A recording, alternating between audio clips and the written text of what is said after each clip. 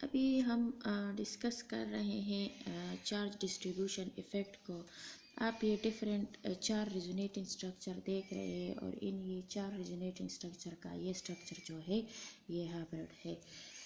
तो इस first structure को आप देखिए कि जब इस बेंजीन रिंग पर ये मेटा डायरेक्ट ग्रुप अटैच होता है तो ये बेंजीन रिंग से इलेक्ट्रॉनिक डेंसिटी को विड्रॉ करता है, जिसके नतीजे में ये वाला बांड यहाँ पर नाइट्रोजन और कार्बन के दरमियान आ गया, ये डबल बांड बन गया, जिसकी वजह से इस नाइट्रोजन पर पॉजिटिव चार्ज आ गया है और यहाँ पर आर्थो पोजीशन पर भी पॉजिटिव चार्ज आ गया है और ये डबल बांड इस ऑक्सीजन पर शिफ्ट हो गया है और इस ऑक्सीजन पर नेगेटिव चार्ज आ गया है। अब ये पॉजिटिव चार्ज मज़ीद डिस्पर्स होता है इस पूरे रिंग पे। तो यहाँ पर आप इस सेकंड केस में देखो कि ये एडजेसेंट बांड यहाँ पर मूव कर रहा है, इस डिफिशिएंसी को कवर कर रहा है। पॉजिटिव चार्ज यहाँ पे अपीयर हो गया है। इस पॉजिटिव डिफिशिएंसी को कवर करने के लिए एडजेसेंट बांड मूव करेगा तो यहाँ पर आर्थो पोजीशन पर पॉजिटिव चार्ज अपीयर होगी।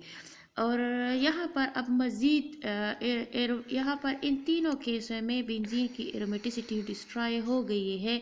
तो यहाँ पर मज़ीद इसी रिंग को एरोमेटिसिटी को रिकवर करने के लिए वंस अगेन जो होगी ये डबल बांड जो होगा यहाँ पर शिफ्ट हो जाएगा और आपके पास बेंजीन की एरोमेटिसिटी रिकवर इसी स्ट्रक्चर में हो जाएगी और आपका ये डबल बांड वंस अगेन जो होगा ये मूव करेगा और यहाँ पर ये नेगेटिव चार्ज डबल बांड यहाँ पर आ जाएगी। अब यहाँ पर इसी फुल रेजोनेंस इस हाइब्रिड में आप देखो कि डिफिशिएंसी क्लियर हो गई है। इन तीनों स्ट्रक्चर में डिफिशिएंसी आर्थो पोजीशन पे आ गई है, पैरा पोजीशन पे आ गई है, आर्थो पोजीशन पे आ गई है।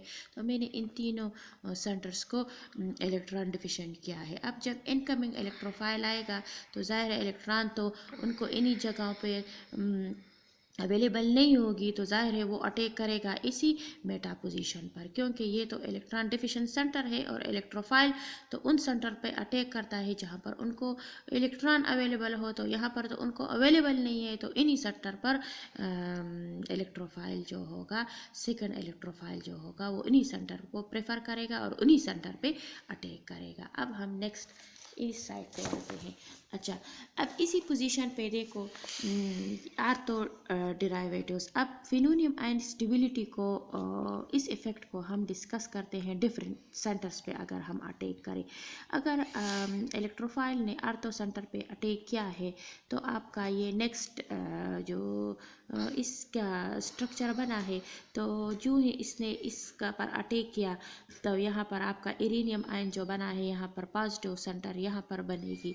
इस सेंटर को कवर करने के लिए बांड इस साइड पर शिफ्ट होगा, पॉजिटिव सेंटर यहाँ पर बनेगी। अब ये एडजेसेंट बांड यहाँ पर मूव करेगा तो यहाँ पर मूव करेगा तो पॉजिटिव सेंटर यहाँ पर बनेगी, इसी केस में इस साइड पर बनेगी। यहाँ पर आप देखें, अब इसी को कवर करने के लिए, क्योंकि ये सब्स्टिट्यूशन रिएक्शन है, इलेक्ट्रोफाइल आता है हाइड्रोजन को रिप्लेस करता है, पॉजिटिव फॉर्म में आता है, पॉजिटिव फॉर्म में ये हाइड्रोजन रिप्लेस होती है तो ये पॉजिटिव फॉर्म में जाएगी तो ये बांड यहाँ पर ट्रांसफ़र हो जाएगा और आपके नतीजे में एरोमेटिसिटी जो होगी वो रिस्टोर हो जाएगी और इरेनियम आयन जो होगा वो एरोमेटिक रिंग में क्या हो जाएगा, कन्वर्ट हो जाएगा। अब आप ये आपके आर्थो डेरिवेटिव। और इसी साइड पे आप पैरा अटैक करें तो यहाँ पर इलेक्ट्रोफाइल ने अगर पैरा पोजीशन पे अटैक की है तो आपका ये इरेनियम आयन बना है, आप देख रहे हो, जिसकी वजह से ये इलेक्ट्रोफाइल सब्स्टिट्यूट हो गया है। अब हाइड्रोजन को ये रिप्लेस करेगा, लेकिन यहाँ पर मैं डिफरेंट पॉजिटिव सेंटर को आपको दिखा रही हूँ। यहाँ पर जो ही इलेक्ट्रोफाइल ने अटैक किया ये बांड उठ गया, यहाँ पर डिफिशिएंसी आ गई है। इस बांड को डिफिशिएंसी को कवर करने के लिए एडजेसेंट बांड मूव करेगा, डिफिशिएंसी इस सेंटर पे क्रिएट हुई, इस सेंटर को कवर करने के लिए ये बांड यहाँ पर मूव करेगा तो डिफिशिएंसी इस सेक्टर पे क्या हो जाएगी, क्रिएट हो जाएगी। अब देख रहे हो यहाँ पर अब इलेक्ट्रोफाइल की जगह हाइड्रोजन की जगह इलेक्ट्रोफाइल लेगी तो ये हाइड्रोजन अपना बांड छोड़ेगा और पॉजिटिव फॉर्म में जाएगी। इसी केस में ये बांड यहाँ पर शिफ्ट हो जाएगा और आपके पास ये स्टेबल स्ट्रक्चर बन गया है। अब मेटा के केस में आप देखो, मेटा के केस में भी इस किस्म का मामला है। आप देख रहे हो बांड ने इस साइड पर मूव किया है, पॉजिटिव डिफिशिएंसी इस साइड पर, तो सारा मामला यहाँ पर मूव किया है, पॉजिटिव डिफिशिएंसी साइड पर, यहाँ पर मूव क्या है पॉजिटिव डिफिशिएंसी साइड पर, यहाँ पर मूव क्या है तो आपका स्टेबल स्ट्रक्चर बन गया है। तो इन तीनों स्ट्रक्चर में मेन बात यही आ रही है कि स्ट्रक्चर नंबर 1, 2, 3 में यहाँ पर एक ऐसा स्ट्रक्चर है जिस पर कार्बन सेंटर पर, कार्बन पर पॉजिटिव चार्ज है और नाइट्रोजन, यानी तो एडजेसेंट एटम्स पे पॉजिटिव चार्ज का मतलब है कि ये एक दूसरे को रेपल करेंगे। ये अनस्टेबल स्ट्रक्चर है जिसको मैंने इनसर्कल भी किया है। इसी केस में भी पैरा के केस में भी आपके दो ये वाला जिसको मैंने इनसर्कल किया है, इस कार्बन पर पॉजिटिव है, इस एडजेसेंट नाइट्रोजन पर भी पॉजिटिव है, ये रेपल करेगी और ये क्या चीज़ है अनस्टेबल स्ट्रक्चर बन जाएगा, जिसकी वजह से अब इलेक्ट्रोफाइल के लिए ये फिनोलियम आयन स्टेबल नहीं रहेगा। तो जाहिर है अब पैरा के केस में आप देखो कि पैरा के केस में इस किस्म का कोई स्ट्रक्चर नहीं है जिस पर के दो एडजेसेंट एटमों पे आपके पास क्या हो पॉजिटिव चार्ज मौजूद हो। तो इसका बेटा पोजीशन पर जब इलेक्ट्रोफाइल अटैक करेगा तो यहाँ पर इस किस्म का कोई अनस्टेबल इंटरमीडिएट स्ट्रक्चर नहीं बनता। तो इन दोनों केसों में फिनोनियम आयन की स्टेबिलिटी की वजह से आर्थो और पैरा डेरिवेटिव्स जो होते हैं इनकमिंग इलेक्ट्रोफाइल आएगा तो आर्थो और पैरा पोजीशन को प्रेफर नहीं करेगा, क्योंकि इनके जो इंटरमीडिएट स्ट्रक्चर बन रहे हैं वो अनस्टेबल होते हैं। फिनोनियम आयन इनका अनस्टेबल होता है। अब इस स्ट्रक्चर को हम फिनोनियम कहते हैं जिस पर ये पॉजिटिव चार्ज आता है। तो ये फिनोनियम आयन है या इरेनियम आयन, आप इन दोनों में कोई नाम इनको दे सकते हो।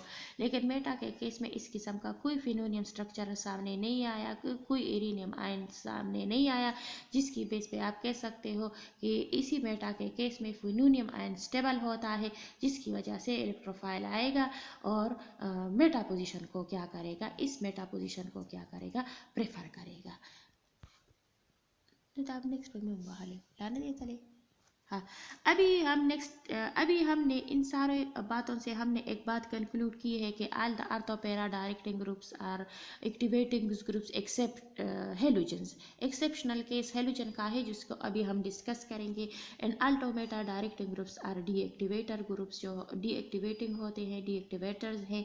ये बेंजीन रिंग की रिएक्टिविटी को डिक्रीज करता है क्योंकि ये इलेक्ट्रॉनिक डेंसिटी को बेंजीन से विड्रॉ करता है। तमाम आर्थोपेरा डायरेक्टिंग ग्रुप्स जो होते हैं इन पर क्या होता है, इन पर इलेक्ट्रॉन पेयर्स मौजूद होते हैं, सिवाय किस चीज़ के, सिवाय अल्काइल ग्रुप्स के। अभी हम इसको भी डिस्कस करेंगे। और तमाम आर्थोपेरा डायरेक्टिंग ग्रुप्स जो होते हैं ये एक्टिवेटर होते हैं, ये बेंजीन रिंग की एक्टिविटी को इंक्रीज करता है, सिवाय किस चीज़ के, हेलोजेंस के। अब हम इस इफेक्ट को डिस्कस करते हैं, हेलोजेंस। अच्छा, हेलोजेंस है क्लोरोबेंजीन को आप डिस्कस करते हैं। हेलोजन में हमने सिर्फ क्लोरीन को एज ए रिप्रेजेंटेटिव लिया है डिस्कस करने के लिए।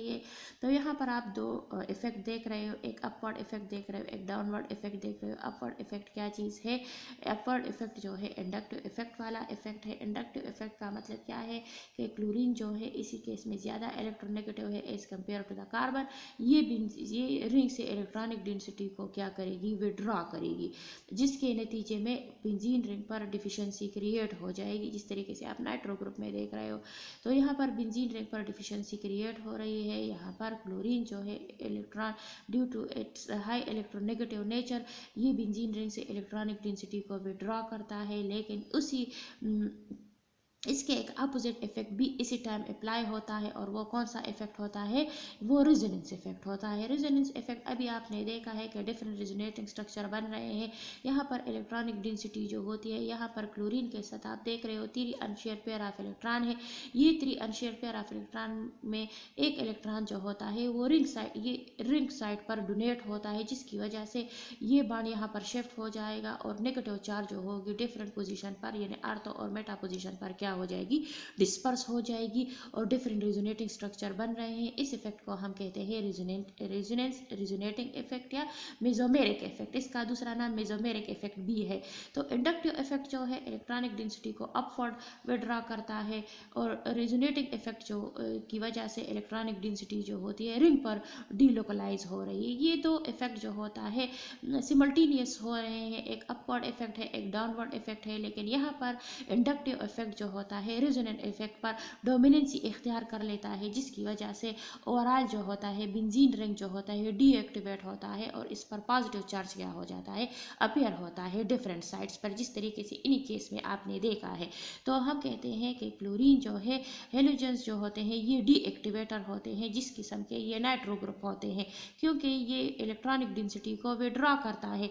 लेकिन ये आर्थोपेरा डायरेक्टिंग ग्रुप है। आर्थोपेरा डायरेक्टिंग ग्रुप हम इसको किस बेस पे कह सकते हैं, अब हम इसको इसी आप देखो कि जब यहाँ पर इलेक्ट्रोफाइल आता है आर्थो पोजीशन पर अटैक करता है, तो यहाँ पर इनका एक स्टेबल फिनोनियम आयन बनता है, क्योंकि यहाँ पर एडजेसेंट जो अनशेयर्ड पेयर ऑफ इलेक्ट्रॉन है, लॉन पेयर इलेक्ट्रॉन है, इसको इसकी वजह से ये यहाँ पर डोनेट होता है, जिसकी वजह से ये इसको स्टेबल कर देता है, इस पॉजिटिव डिफिशिएंसी को ख़त्म कर देता है। यहाँ पर जब जो ही ये यहाँ पर शिफ्ट हो जाएगा, यहाँ पर डबल बॉन्ड बनेगा और इस डिफिशिएंसी को कवर करेगा। जबकि आप पेरा के केस में देखो इस किस्म का कोई पॉजिटिव चार्ज जो होता है, पेरा के केस में देखो यहाँ पर भी पॉजिटिव चार्ज है, इस डिफिशिएंसी को कवर कर रहा है। ये सबको भी मैंने इंसर करके आए, इसको भी मैं इंसर करके आए।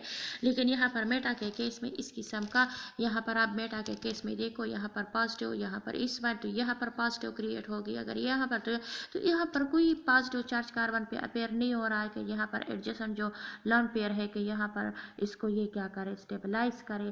तो मेटा डायरेक्टिंग ग्रुप नहीं है। हेलोजेंस अगर ये डीएक्टिवेटर है due to the dominant inductive effect, लेकिन यहाँ पर ये आर्थोपेरा डायरेक्टिंग है, क्योंकि इसका फिनोलियम आयन जो है ये स्टेबल है, इसका एडजेसेंट लॉन पेयर इसको क्या करता है, इसको स्टेबलाइज करता है। ओके।